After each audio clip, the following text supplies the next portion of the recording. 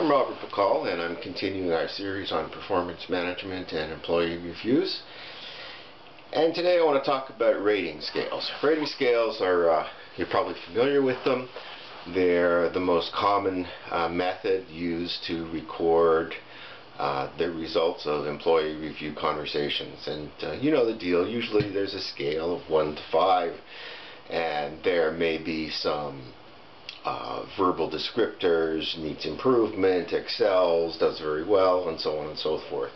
Typically, companies will have 10 or 20 or 30 of these items. For example, if it's this kindergarten report card approach, it'll include things like gets along well with others. I remember that from kindergarten. And the truth is, the rating scales are a terrible, terrible way to improve performance for the organization and for the individuals. There's a bunch of reasons for that, and I'm going to talk about them in further episodes of this series. But here's the number one problem, okay, is that typically what companies will do is they'll take all of these ratings, and so let's say you get a 3 on one item and a 5 on another item. Well, you add them up, and you get a total for the employee that is supposed to represent the employee's value to the company. Okay, now here is the problem. There's a mathematical statistical problem with this, in that you need to have certain kinds of data in order to add them up. And I'm going to skip all the mathematical stuff because it always freaks people out, and although it's basic statistical 101 stuff. Think about it this way. You have a scale. Let's say it's goes from 1 to 5. Okay. Now, if we're dealing with real numbers that you can add up, the number 2 means that the employee is twice as good as an employee who gets a number 1.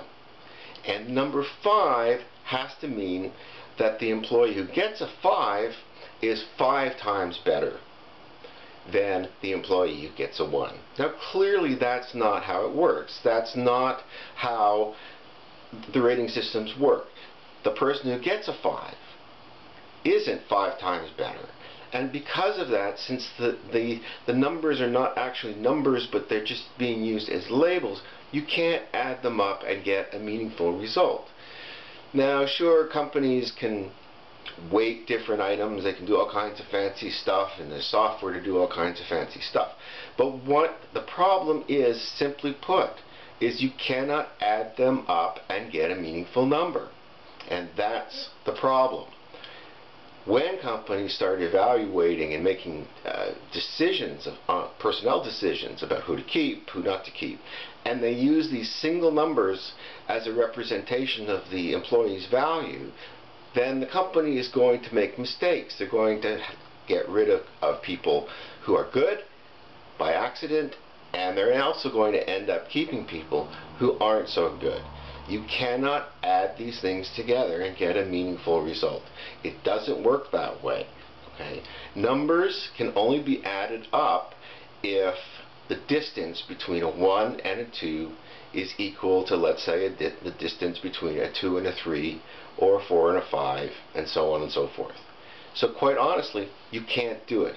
And oddly enough, companies do this all of the time. And why is that? Well, I'll tell you just a little bit of truth about the rating system.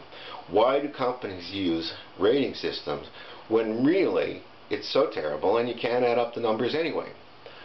Convenience and standardization.